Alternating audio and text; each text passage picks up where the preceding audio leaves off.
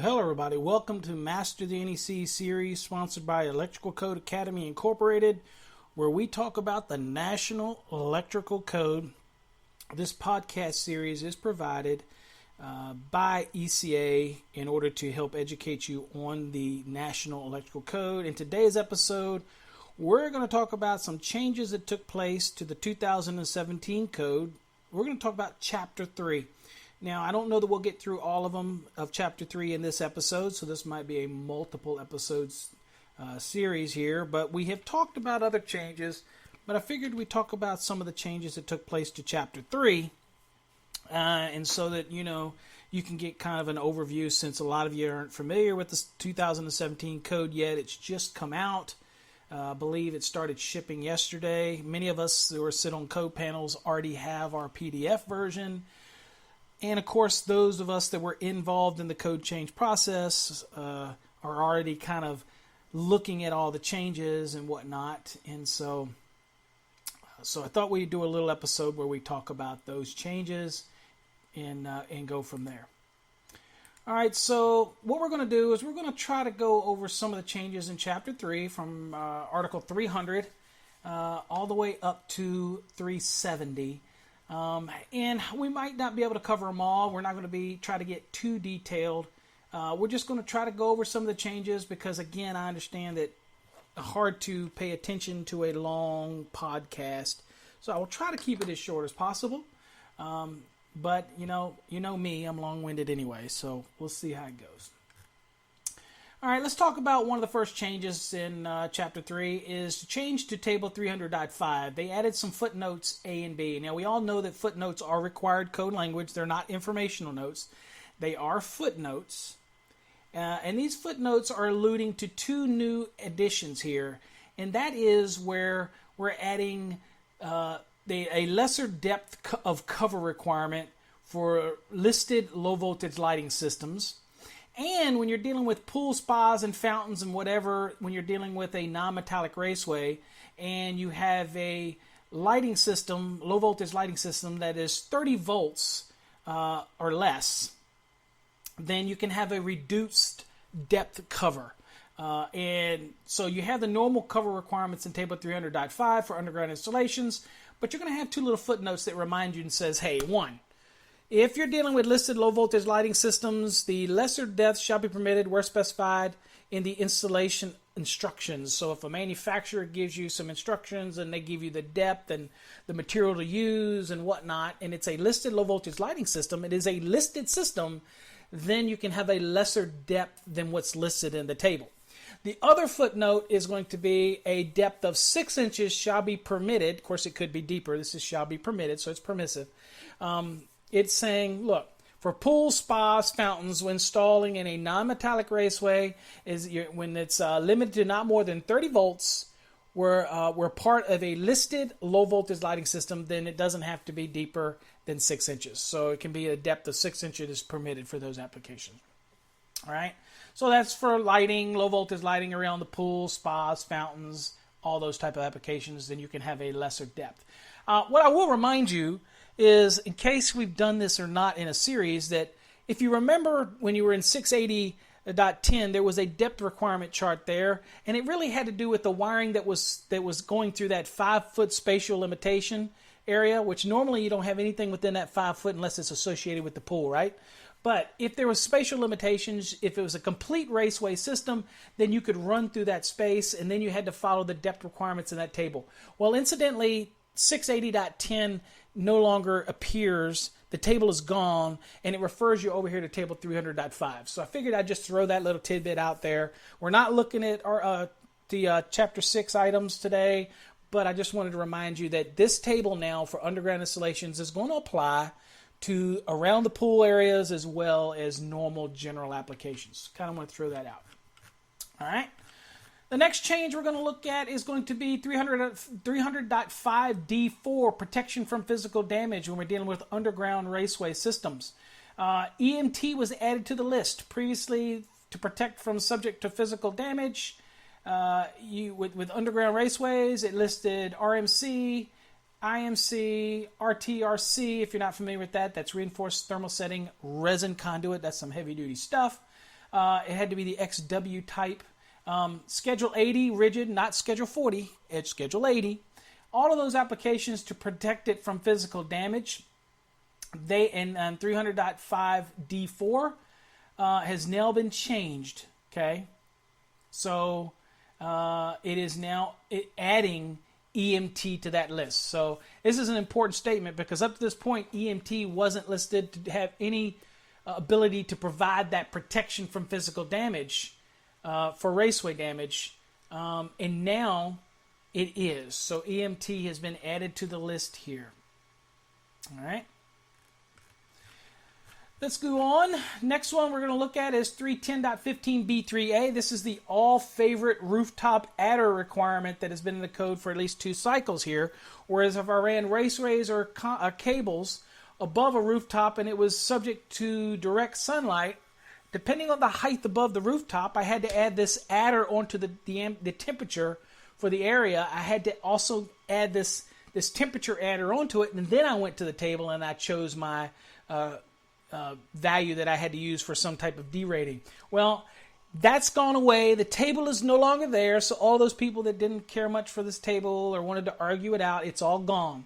The key here is now you need to install your raceways or cables at least 7/8 of an inch above the surface. Okay? If you do that, then you don't have to do any additional adder. Okay? You still got your ambient adjustments, right? So you got to do all those other adjustments and corrections, but in this case, you don't have to worry about the adder if you keep it above 7/8 of an inch. Now, if you drop down onto the roof surface or your blocks that you're putting it on are less than 7/8, then you're going to have to add a 33 degrees centigrade adder or a 60 degree Fahrenheit adder. Another thing I'll remind you that XHHW-2 does not require the adder regardless, so that didn't change. But now we've gotten rid of the table. I don't know what this kind of serves because I don't think most people are not going to install it directly on the roof. They're going to put it up on supporting blocks. But as long as it's higher than 7/8 of an inch, then you no longer have to worry about the adder application. So that was a change for 2017. Vigorous debate on 310.15b3c. Next change is to table 310.15b7, that familiar mini table that kind of, here's what happened. So we used to have a table there. It was from 100 to 400 amps, and it basically allowed for diversity and reduction when you're dealing with 120, 240 volt systems into the dwelling. And so you had this reduction here. Well, the table that was removed in the 2014 edition, and it simply went to the 83% of the service or feeder rating. But now they didn't bring the table back as far as in the body of the text. They did take the table and put it back in the annex, so it is back in the annex now. Okay, so you can refer to that table in the 2017. But here, in as far as the code text, there was a change. It's still 83%, which is what the table originally was based on. So, while it caused a lot of confusion, it really didn't. All you had to do is take the service or feeder rating and do it at 83%, and that was the minimum size that it had to be. It had to be at least that size. Okay, then you deal with everything else that's associated with it, whether it's your loads or you had to do adjustment of corrections or whatnot. But you had to have a base point, and that it couldn't be less than 83%. Okay. All right, so that doesn't change. What did change is we got some direction now on how do we determine what is a feeder and service rating. Before, people would do it based on a calculation. They really weren't, I think many people weren't sure where you get this value to even start this 83%. And basically, they added in here in a clarity that 240.6a is where you're going to go to get those standard amperage ratings, or those ampacity ratings, okay? And so basically what we've got here is it still applies to 120, 240 volt systems for feeders and service conductors between 100 and 400 amperes, single phase, but it also incorporates now 208 and 120 volt systems, which are derived from a three-phase system, but there's still two ungrounded conductors and a grounded conductor. You don't get the allowance of item number 4, which is to reduce the size of the grounded conductor. You don't get that because it is a three-phase, a derivative of a three-phase four-wire system. So you can't reduce the neutral, so you don't get the allowance in item 4 as you would if it was a 120/240 volt system. But I can tell you for many applications where we're running a three-phase system to a building, but then it's branching off with the single-phase derivative to individual dwelling units, that enough studies were shown that even since you're only taking off 2 hots and a grounded conductor off of that application, it didn't make that much of a difference, and you could still apply the values that are here in this table. Okay, so that's what you get out of the 2017 for 31015B7. Just a revision, and that 120, 280 volts were added to allowable voltages for dwelling units, service conductor, ampacities rating requirements. Okay, basically what was added here. And let's see here. Anything else that I want to add to that? Nope. That's just what you get for the table. Oh, also, I will remind you that it did throw in a little bit of language here that says, hey, where correction and adjustment factors are required by 31015B2 or 3, they shall be permitted to be applied to the ampacity associated with the temperature rating of the conductor. So basically it's saying, hey, I understand it. Previous years, people were confused that that table meant that all adjustments and corrections were already taken care of, and you didn't have to do anything else. You could go straight to the table, and that was incorrect. So that was kind of the genesis for the push to get rid of the table and get some clarified language in the 2014 edition under 31015B7. But now they went a little step further and reminded you and said, hey, we're going to add this language that says, hey, keep in mind that I can use the higher insulation value rating for the adjustment and corrections, and they still apply. But at the end of the day, it still can't be less than 83% of the rating. Okay? So I'm just saying. All right. So, but anyway, it just gives you a little clarification in there. And of course, the information note reminds you that says, hey, in case you don't know where to get that service and feeder rating in order to be able to do that 83%, it's the values that are listed in the standard ampacity ratings of 240.6A. That's what you're going to deal with. All right. And also, it reminds you to go see the example in D7 in Annex D. Will kind of give you some guidance. I don't know if I like the calculation because it's not a worst case scenario calculation. I think it's just a pure 83% calculation. And I don't remember if they actually add in kind of an adjustment and correction to kind of give you a real feel for how you would do that. But I think we know how to do adjustment and corrections. You can do an adjustment and correction to give you an ampacity as long as that ampacity is adequate to handle the load. But in any case, it still can't be any size smaller than the 83% of the service or feeder rating. So that's kind of how you do it. But I don't think they did that. I submitted a change to the calculation, but you know what? I haven't checked it out to see if it was there. You can go look and see if there was a change there. I don't know that they added my little calculation in there.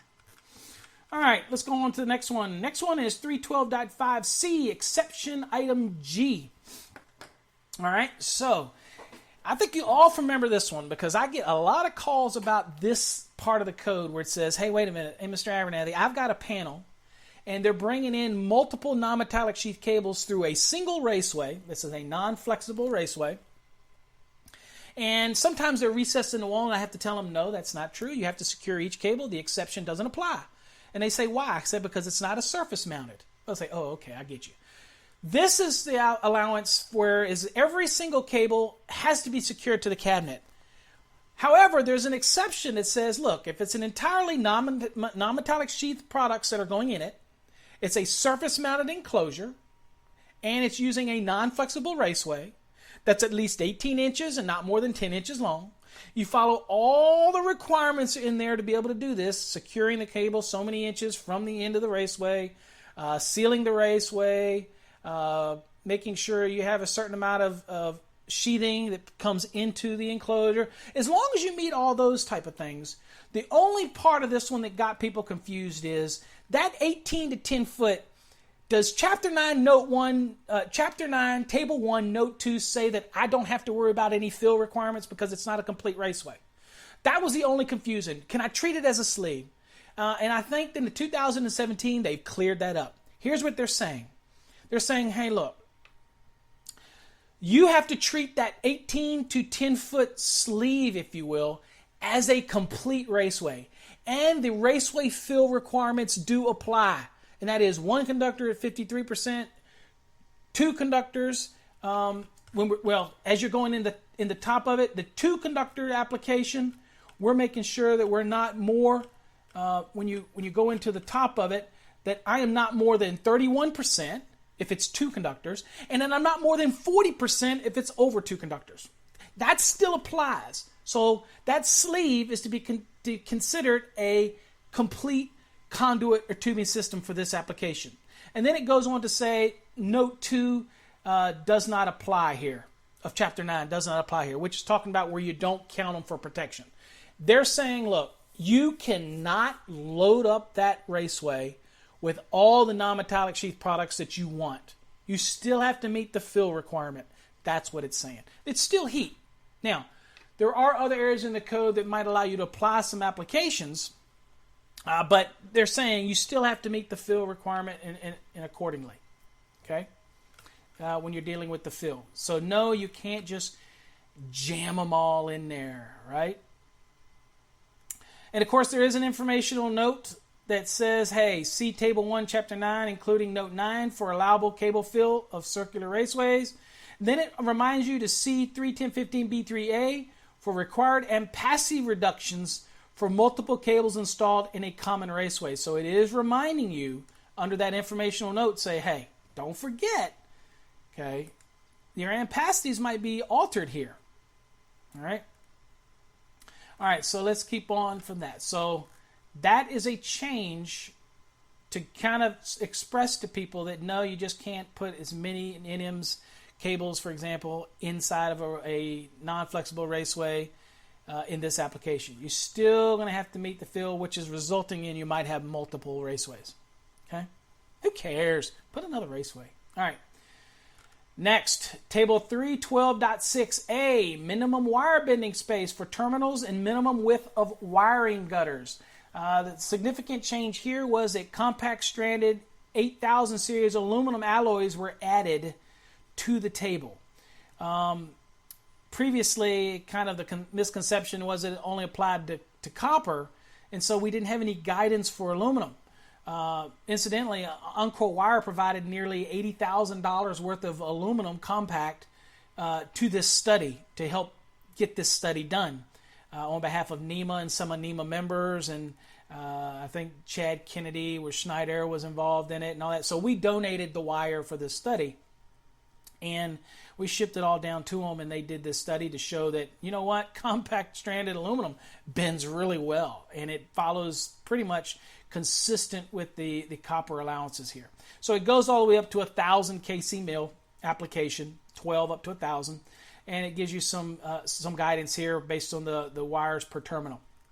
So this is a revision that adds 8,000. It also added a note at the bottom that just said, look, this bending radius in this column has to do with up to 1,000 kc mil, and it's 8,000 series. So basically that's what it's saying. And it also is reminding you that if you're dealing with the minimum width, even if you're dealing with the aluminum, it's still going to use the quote, all other conductors values for this application, okay? You're not going to use that for the minimum width of a wire gutter. You're not going to use the aluminum values in column 2 and then associated size. You're going to use thus of other conductors, okay? So you're still going to use the other conductors. So that's all it's giving you some guidance on there, okay? So the minimum width of a wiring gutter is still going to use the values that are listed in the, quote, all other conductors values within that table. Just keep in mind. All right, so that was the change to that. Next change is 312.8b, which is for switches and overcurrent device enclosures. And this has to do with installing power monitoring equipment inside of those enclosures. Now, you're still going to have the 75% cross-sectional area requirement as you would for any splice, tap, or feed-through conductors. You're still going to have those limitations for those conductor splices and taps and whatnot. It's going to take up the same 75% requirement here. Okay. The biggest change here is, look, if I've got an enclosure that it has to be identified for use with a power monitoring equipment inside of it. Okay. So the enclosure for switches and overcurrent devices shall be permitted to contain power monitoring equipment where all of the following conditions are met. The first condition is the power monitoring equipment is identified as a field installed accessory as part of listed equipment, or is a listed kit that has been evaluated for field installation in a switch or current device enclosure. Okay, so you have to meet those components to be able to put this power monitoring equipment in. The next step is, like I said, once you can put it in there, because the equipment and everything's listed for the application, or it's a listed field evaluation kit that gets in there for installation, the next thing is you got to treat it the same way you would for splices, taps, or whatnot, that it can exceed 75% of the cross-sectional area of the space to which it's installed. Okay? Really hard to exceed the 75% in that application. All right? So it's the same type of thing that you had to do under 312.8a, most notably item 2, which is the 75% cross-sectional area of the space to which it's installed. That's the same again for conductors, splices, and taps. But if you're going to install this power monitoring equipment in it, first of all, it's got to be listed. It's got to be listed equipment. It's got to be listed for the application to go in this equipment. And I think the manufacturers are going to take care of that. All right? Just kind of giving you the change. All right, next change is 314.16a and b. This is dealing with the number of conductors and outlets, device and junction boxes, and conduit bodies. Now, we have permanent barrier application where we have to take up account for that barrier. Let's just say we have a box and we have a permanently installed barrier. We might have a cubic inch value on that box, but this barrier does take up some of that cubic inch value. So unless it's marked, we have to have a value now to subtract from that cubic inch value in this box. Now, I'm hoping that if it's a box that already has the barrier permanently mounted in it, that this is already taken care of and it has some kind of marking on it like you do with plaster rings and what have you. But if it's not, we do have some guidance now for that. So there's new text was added to accommodate the boxes with an interior barrier or internal barriers for box fill and for box volume and box fill calculations. So we have some guidance now. So what do we got? So we have the first one, which is 314.16a. We have, it's called box volume calculations. If we jump down halfway through it, and remember we're talking about a lot of these boxes that are actually listed in table 314.16a. It says where a box is provided with one or more securely installed barriers, the volume shall be a portion of, I don't like that word. What is it? I like it.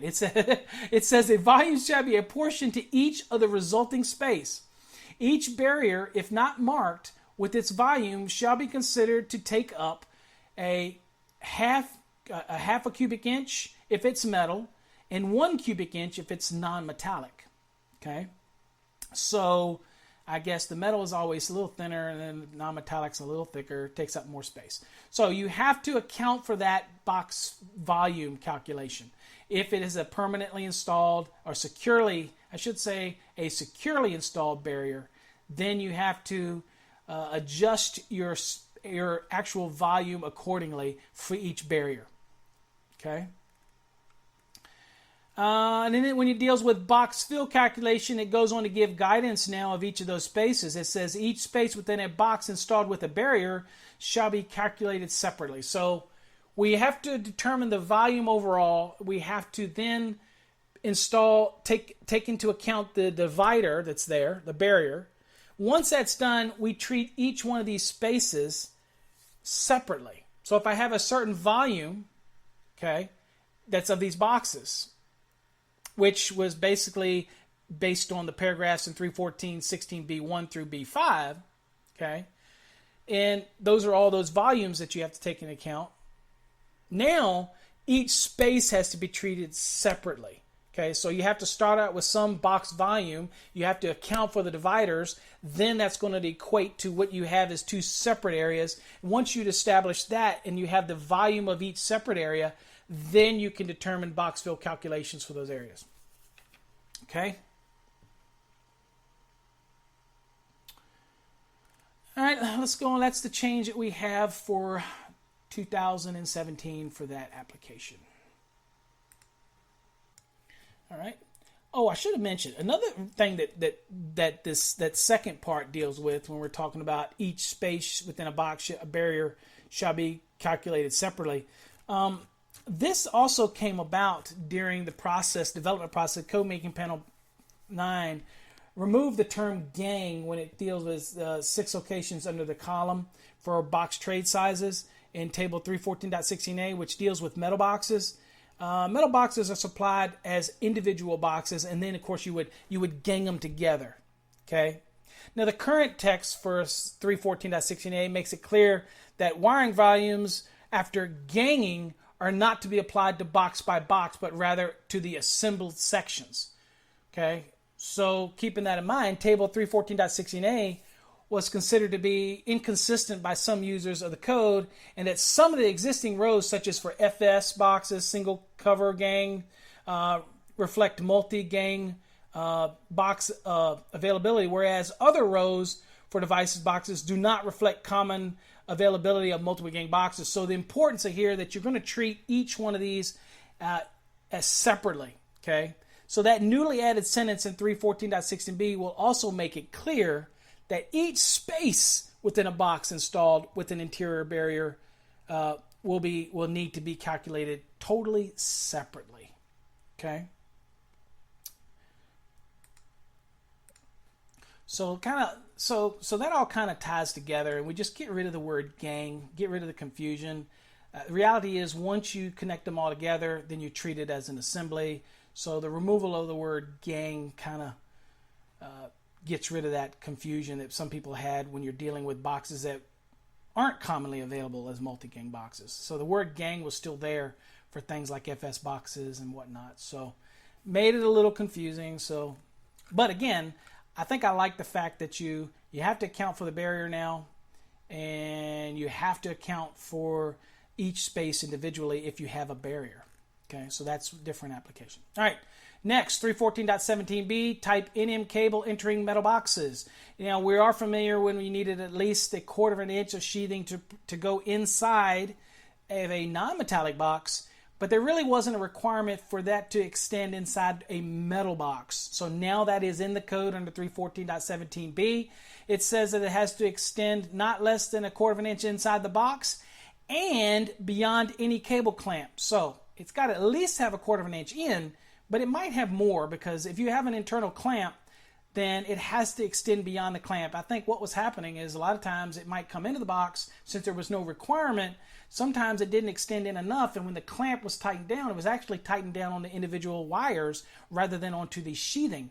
So again, this was added. It has to extend into the box, even for metal now, at least 1/4 of an inch, and it has to extend in beyond any clamp that's in the box. So that was the change in 2017.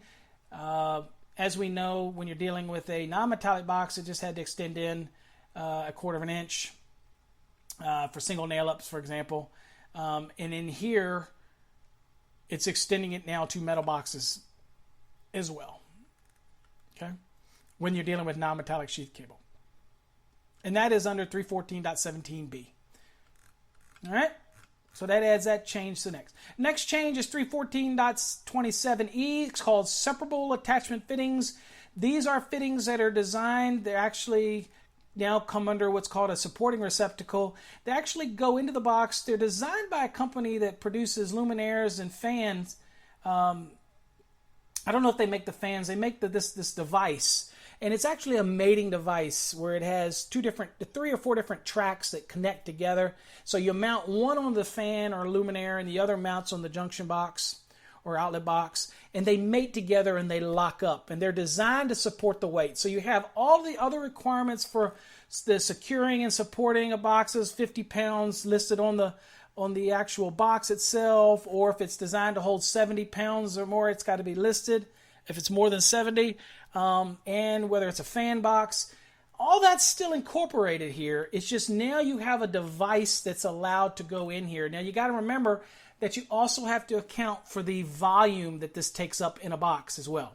Okay, so that all has to be accounted for. But now you have the ability to add this thing called a separable attachment fitting. So that was added to 314.27. Again, it's a male to female type of device. It connects together. That is designed. It's oriented. It supports the weight. It's also designed to support the weights of the limitations based on the box itself. And so that was the change that was added here. It's new. It's a support. It's called a listed locking support and mounting receptacle. So that's what it is. It's a new type of mating system that can support luminaires and fans in the box. And you got to remember that it's the boxes that support luminaires, lamp holders, ceilings, suspended paddle fans, and other types of utility equipment now in 314.27e now permits listed locking support and mounting receptacles. And supporting means for supporting luminaires, lamp holders, ceilings, suspended paddle fans. So you're going to see these come on the market, okay, if they're not already out. We actually got to see a sample of one during Code Making Panel 17, and they are actually a pretty neat device. Kind of reminds me of a tracking system where you have one side, one conductor, and they connect together and touch, and then it has some kind of locking mechanism that supports the weight. Okay, and they're going to be listed for their applications, so look for those on the market. If not out now, I guess I'll throw a shout out to the maker of those, and that would be to Safety Quick Lighting and Fan Corporation that makes this little device. All right, next is 320.6, which is AC cable. All they did was add the requirement for AC cable and associated fittings to be listed. We already had that requirement theoretically in the code because by virtue of the UL standard, but incidentally, it is listed. It is making a statement now. It's new. It says cable type, wiring methods, and associated fittings are required to be listed. This wasn't the only place it was added here. It says type AC cable and associated fittings shall be listed. We already pretty much required it. 110.3b required listed and labeled equipment. But this kind of makes it clear. All right, and this wasn't the only one. This change also is in AC cable, FC, MV, MC, MI, NM, NMC, and NMS, which incidentally already required the cables to be listed anyway. I mean, it said it, but all it did was add the term associated fittings because really you need to make sure that the fittings are also listed to go with these cable methods. So it also applies to TC, SC, and UF. So all of these, there were different submittals to add this language to it as well and add the associated fittings language to it as well. So that was added to all of these. And of course with, again, NM and NMC and NMS, which nobody makes in NMS, and UF, they were already required to be listed, but it just added the term and associated fittings to the list. Okay. Incidentally, IGC, which was integrated gas spacer cable, was excluded from the list since no product standard or methodology exists for listing this wiring method. There really is hard to list it. It's hard to require it to be listed when there isn't anything that's standard to require that listing to, so that was excluded. Next, 324.12.5. If you're familiar with dealing with this flat conductor cable, which goes underneath the carpet, sometimes it's a good retrofit option for certain applications. They added to the uses not permitted. The only change here was you couldn't use it in schools or hospital buildings before. But it also added this time to say, well, okay, look, you can use it in the administrative offices areas of the schools and hospitals. You still can't use it in schools and hospitals buildings, but in those administrative office areas, yeah, we'll let you use it. Okay, so that was added to the 2017. Again, there's 4 other areas that you're not permitted to use it. Again, those are in wet locations, outdoors or indoor wet locations, where it's subject to corrosive vapors. You can't use them in hazardous classified locations. You can't use it in residential, school, or hospital buildings. Obviously, most notably, you certainly couldn't use it in patient care areas anyway, but that is part of hospital buildings. Except now they go on to say, well, hey, wait a minute. In schools and hospital buildings, you can't use it, but we'll let you use it in the administrative office areas. So they kind of gave you a little lax. I don't know that I like how they did that, because these are uses not permitted. It really should be under the uses permitted application in .10, where it says it can be used in the administrative office areas of schools and hospitals. I don't like when we dump stuff in the uses not permitted, because it causes confusion. But okay, whatever. That's what it's trying to say. So that's, if you're used to using this type FCC, now you have clearly, if you're doing it in hospitals and schools, in the administrative office areas, go for it if you want to use it. You know what? It makes sense too, because there's a lot of remodeling that takes place in schools and in hospitals, and in the administrative areas where they're changing walls, changing layouts, then maybe it makes sense as a retrofit type of product. All right. Next change, 336.10.9 for tray cable. We have some expanded use of tray cable. Yeehaw! I'm excited about that, because you know what? All tray cable is SE cable on steroids. Okay, still got the same type of generic binder material, although SE cable has a fiberglass binder tape. You still have extruded jacket. It's twice the thickness of SE cable. The interconductors are exactly the same as you would in other types of cables, you know, THHN, THWN-2, or XHHW-2. There is no different to those interconductors. It's just a thicker jacket, but we do have some expanded use now. They are going to allow it in 1 and 2 family dwellings, as long as it has passed a joist pull test. So as long as we apply the JP tested mark on it, or just JP tested on there, then we can use it in 1 and 2 family dwellings. So that is an application. Now, it is very limited in those 1 and 2 family dwellings, because it has to have both power and control conductors in that cable. I disagree with that, because I don't think you need to have power and control. I think it should probably be type TCER cable identified for joist pull are permitted in 1 and 2 family dwellings. Why do I need to have power and control? What's the significance of both? Anyway, it was some people's way of giving us a bone, but still restricting us, because they're afraid that it's going to affect the other products they sell. I didn't say that, but you heard that, right? So, at any rate, there we go.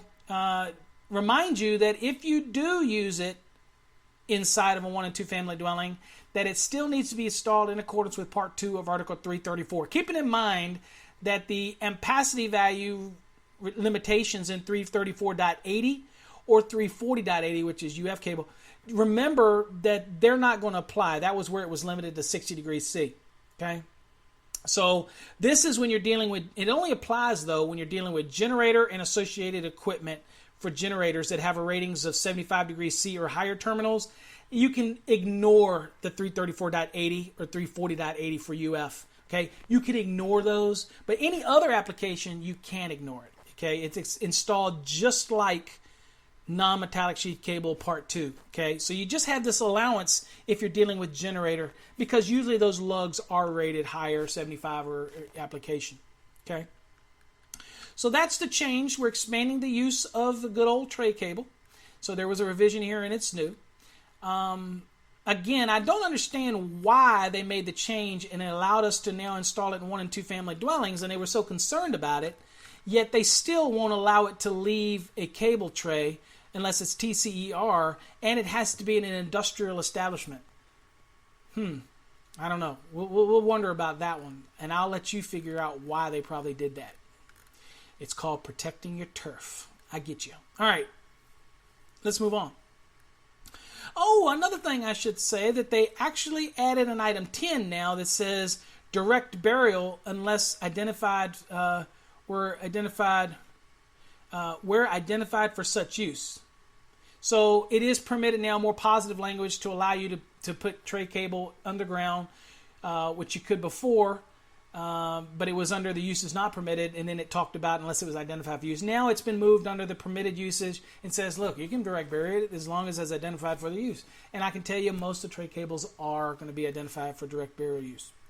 Okay, so that was the change for 2017. Now, I encourage everybody out there to submit, to go back and read all of the substantiation from the code making panel when it comes to why they allowed it in 1 and 2 family dwellings. Look at all the language and look who are the individuals that voted against it.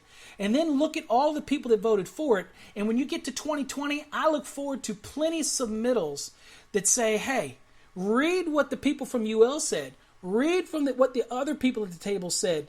Read the comments that were submitted in associated public inputs that were submitted, most notably the ones that I submitted, and understand that it is just a non-metallic product, no different than SE. It's twice the thickness of the jacket on SE. Why are you restricting its use? Go on and allow it to be used for things like to feed remote distribution panels. Maybe somebody wants a little more robust jacket on this product for a feeder. Hey, I'm just saying, it is exactly constructed pretty much the same way. It will pass all the other tests that SE produced. Some people will say, well, it's not tested to SE cable. Of course it's not. That's UL 854. This is 1277. But I can promise you that it is exactly constructed the same way. It's extruded with sheathing the same way. It's no different. Okay, anyway, let's go on. I encourage you to submit public inputs for 2020, expanding the use of tray cables. See who's going to take up that challenge. Let's see who's out there who's willing to take up that challenge. Because I'm going to tell you what, in some installations, I would much rather have the option, maybe in a commercial application, that I would like to run TCER to my remote located panel boards than I would maybe an SE cable because it's metal studs or whatnot. And I'm a little bit worried about the sheathing and the conductors, that maybe I prefer to have a thicker sheathing on my feeder. Whereas I'd like to use the flexibility of a non-metallic product, but I really don't want to use SE, which is plenty of uses for SE, plenty of uses. But maybe in this case, I need something a little bit more rugged. And I don't want to run MC because of the cost of project of this job, which MC is a great product anyway.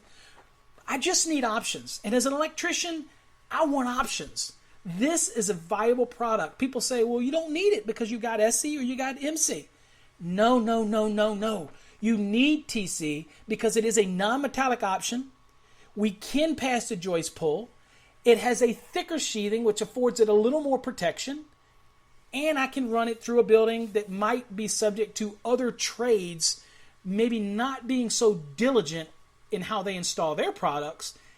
I like the added safety. I like the thicker insulation. I'm just saying. Okay. All right, I jumped off that. I'm going to see who out there takes up that challenge and submits a public input for that for 2020. You know, you can start doing them right now. I'm just saying. Okay. Next, 344.14, dissimilar metals, type RMC. We had some changes here. Basically, we're trying to clarify the dissimilar metal issue or of galvanic action that can take place. They did add the word galvanized in front of steel in many applications in order to clarify that we're talking about galvanized steel RMC. And so the change here really was that stainless steel RMC must be used only with stainless steel fittings, approved accessories, outlet boxes, and enclosures. Okay, so that's the real crux of this change. Is the last sentence is reminding us that, look, stainless steel RMC shall only be used with stainless steel fittings, approved accessories, outlet boxes, and enclosures. Okay, that's the key change here. All right, let's move on. Next is 350.28, which is trimming of LFMC. Now, a lot of the different wiring methods required the proper trimming and removal of any rough or sharp edges. This isn't really new. .28 is found in quite a few other ones, like FMC, PVC, HDPE, non-metallic underground conduit with conductors, 355 RTRC, 356 for LFNC, and 362 for ENT, but it really wasn't in here for LFMC, which, to be honest with you, really needed to be because that metal that's in there is pretty darn sharp. So when you're trimming it down, and there's a way to do it, you just need to make sure that you get rid of any of those sharp points, and that's what needs to take place. Usually when I trim it down, I usually try to trim down the inner metal down just below so that it's a little bit less proud of the actual outside flexible metal material, the PVC material. So it kind of recessed down just a little bit. That's kind of how I do it to make sure. And then I make sure all the sharp edges are right. Now, that's something that we always would do as electricians, but it really wasn't in there for LFMC. Well, now it is. So they put a trimming requirement. 350.28 was added to harmonize itself with all of these other conduit systems that did require it, or even tubing systems that did require that trimming. Okay. Now, these are real similar to the reaming requirements that you see in intermediate conduit or rigid metal conduit or even EMT. Okay, they have a .28 that's talking about for reaming. So this is very similar. It's just trimming, and make sure you trim any of the sharp edges away. That's a common sense thing to take care of. All right, next is 358.10, uses permitted, EMT. So the change here was under uses permitted. EMT has been revised for consistency with the other steel conduit articles. That's IMC and RMC. So basically, it's giving you a uses permitted for EMT, and you have A and you have a B. And you have A, B, and C, and D, which it states in the code it has an N beside it. It's kind of new material, but it was extracted material from the previous code that was put out into new points into the 2017 for clarity of use. Now, incidentally, the manufacturers of this galvanized have a zinc coating on the outside or inside process that is actually corrosive resistant. It's part of their inherent process. But it's up to the installer to understand the environment that they're installing it in. And it is something that the AHJ could say, look, this is a severe corrosive condition. We want some kind of supplemental protection, and that is in their purview to do that. But the manufacturers of these EMTs also generally manufacture RMC and IMC are trying to tell you that, look, it already has in the process of its construction a protective corrosive resistant coating. That is either zinc inside or outside or galvanized process that does provide this protection. So what it says here, it says, look, in concrete or in direct contact with the earth in areas subject to severe corrosive influences were installed in accordance with 358.10b. That's the corrosion environments that we're going to see in a second. It says, okay, it's okay there if you can meet this requirement here. It also goes on to say, well, look, in damp, dry, and wet locations, it's fine. We do that all the time with EMT. Remembering the fittings also have to be for that environment as well, just keeping that in mind. And basically it also says in any hazard classified location as permitted by other articles in the code. For example, somewhere else in the code, in 500, 501, 502, if it allows you to use EMT, then it is permitted elsewhere in the code. So you got to remember chapters 1 through 4 are general requirement, applies throughout the code. 4, 5, and 6 can change it, supplement it. And that's generally where you get hazardous locations will make some kind of change to what would be required in chapters 1 through 4. So that's kind of what it's talking about. If it's permitted in other articles within this code, that's what it's talking about. Now, when it comes down to B, which is a new item that was extracted, it says corrosion environments. It says galvanized steel and stainless steel EMT, elbows, and fittings.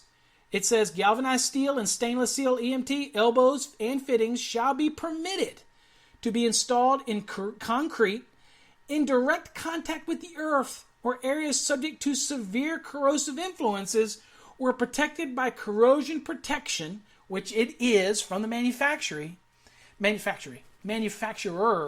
It says, and approved as suitable for the condition. Now, the approved means the local AHJ has to determine whether or not any additional protection is necessary. Okay? That's what it's talking about. All right, so that was the change that was added to that aspect. All right, let's move on to the next one.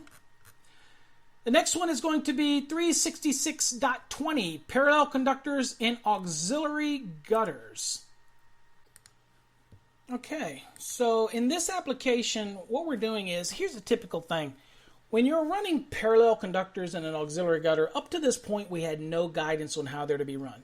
We understand the importance of the magnetic fields and inductive heating and the current imbalance and inductive reactance that can cause problems when you separate conductors of groups depending on the different phases. So there was problems with that. We understand that with single conductors comprising of each phase, neutral, and grounded conductor in an AC circuit, they are permitted to be connected in parallel. All of that is permitted by 310.10h. Okay, but let me read you what was added into the language for 366.20. And incidentally, this was also being applied as well, not just here, but also it already existed in cable trays in 392.20c. But the same parallel conductor requirement is also being added to metal wireways as well, 376.20, okay, and 378.20 for non-metallic wireways. But let me read you, because this is quite significant, because it reduces the issue of inductive reactance in the heating that can take place in these conductors. It says, where single conductor cables comprising of each phase, neutral, or grounded conductor of an alternating current circuit are connected in parallel as permitted by 310.10h, which is the paralleling requirements, same length, characteristics, whatever. It says the conductors shall be installed in groups consisting of not more than one conductor per phase, neutral, and grounded conductor to prevent current imbalance, which means that the lengths are different, because we have to remember to maintain the same length. That's a paralleling property. In parallel conductors due to inductive reactance. Okay, so when I'm coming out and I've got parallel sets and I'm coming to the auxiliary gutter, I have to make sure that I take, if I have a phase A, a phase B, and a phase C. We use this example. And what I want to do is each of these groups shall consist of a single conductor from each phase, such as A, B, and C, and one from the neutral grounded conductor.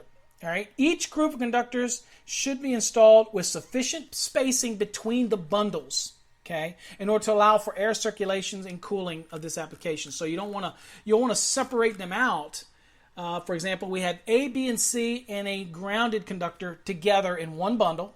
And then we have, if it's parallel, we have the other set of A, B, and C together with the grounded conductor. And that's a separate bundle. They have to have adequate space apart. But the requirement here to connect them, all of those phases, A, B, and C, and the grounded conductor together, the importance of that is to ensure that we're getting rid of what's called this electromagnetic induction. And it's really what happens due to the electromotive force across conductors. When current's applied, voltage is applied, everything takes place. It creates this magnetic field. And we really want to make sure that we reduce the potential overheating of the insulation, potential breakdown due to this induction process that takes place. And we're very familiar with that in other aspects of the code where it requires this to take place. But here in auxiliary gutters, it's new information, okay?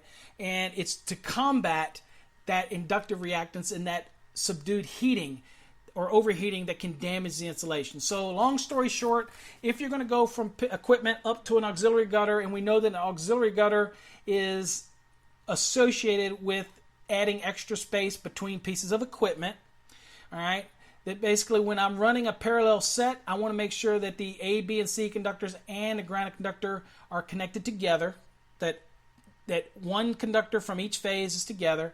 And so really, if I'm doing a parallel let's say 250s, parallel, an A, B, and a C, and I have a grounded conductor, then I want to make sure that I have A, B, and C in the grounded conductor for one set together, and then I want to have A, B, and C in the grounded conductor of the other one together, and then there's separation between them, but we want to bundle them kind of apart, but keeping A, B, and C in the grounded conductor together, okay?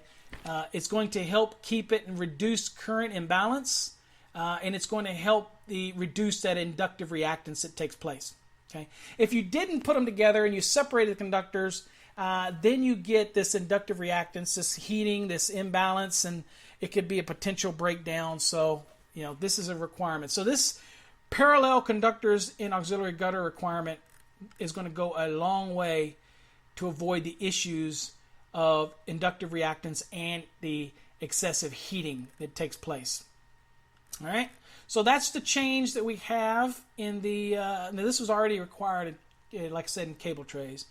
So it's just kind of trying to combat that electromagnetic induction aspect. Okay. Next, let's go on to 370.80, ampacity of conductors when we're dealing with a cable bus. Okay.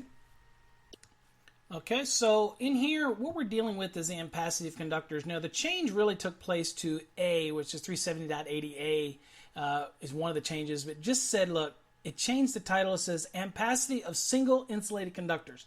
It didn't change the language. You're still going to apply for cable buses in accordance with Table 310.15b 17, and Table 310.15b 19 for installations up to and including 2,000 volts. Of course, also if it's you can use 310.60C69 through C70 for 2001 to 35,000 volts.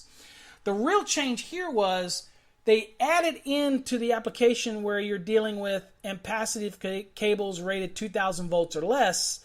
It really mirrored the requirements of a cable tray system and how to address the ampacities of single conductors. Okay. And adding that application of it. A lot of times also people didn't understand that 110.14 terminal limitations still applies here. So while I can use these ampacities, I still got to worry about the fact that my terminals are limited. Or if it's over 1,000 volts, I had to be aware of 110.40, which deal with over 1,000, whereas 110.14 C deals with 1,000 volts or less. Okay. So I think that the thing here was when you're designing it, you're installing it, and you're trying to build a cable bus system, that under 370.9, the users didn't really remember that even though you had all these ampacity values that you had to deal with in the tables, that you still had terminal limitations under 110.14C that applied if it's 1,000 volts or less. And if it's over 1,000 volts, you still have the limitations of 110.40 that had to take place. A great example of that is using the 90-degree C conductor on equipment where the terminal is actually limited to 75. Okay, so you are limited to that 75-degree rated terminal. The other thing it did was it said, look, we also needed some guidance when it comes to how to account for the ampacities in these conductors, the same way we did in a cable tray system under 392.80. So 370.80 gives you these alignment of these ampacities for cable bus systems that really mirror the single conductor insulated for cable trays. And they removed any inconsistency between these two wiring methods. And so it added you this list here of B, which is ampacity of cables rated 2,000 volts or less in a cable bus. And then it kind of correlates itself with the same thing that you did with a cable tray. And then it talks about for ampacity of medium voltage and MC cables rated 2001 volts and over. It also went on and gave you some guidance. And I will tell you that even when you get to B, when it talks about ampacities for 2,000 volts or less, A just changed the title, but B still reflects you back to 310.15b 17 or 310.15b 19. All of them reflect you back. So that really didn't change, but it brought in all the requirements and the adjustments and everything that had to take place or anything that you had to do as same as you would for a cable tray. It's just now here to kind of make it simplified so that you didn't have a confusion with that. Okay. I'll also remind you that adjustment factors in 310.15b3a shall not apply to the ampacity of cables in cable buses. So you don't have to worry about adding that adjustment factor into it, 4 or more or whatnot. That's taken care of right here in this allowance here, 370.80b. Can I just give you that guidance there? All right. So that is the more significant changes for Chapter 3. Hopefully you enjoyed the radio cast. I think we went about an hour. Those were the more significant. Obviously, there's little subtle changes, but those were the more significant. Look for a video to come out soon, and we'll discuss all these changes and many more. That's just kind of something to listen to. Wanted to keep it about an hour. So, hey, thanks for listening. Visit our website, which is electricalcodeacademy.com, .net, or .org. Visit masterthenec.net.com.org. Visit our Twitter account at @masterthenec.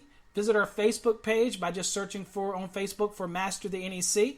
Hopefully you'll get some information out of this podcast, and be sure to send your questions or future podcast requests to info@electricalcodeacademy.com or info@masterthenec.com. Thanks for listening. Till next time, God bless.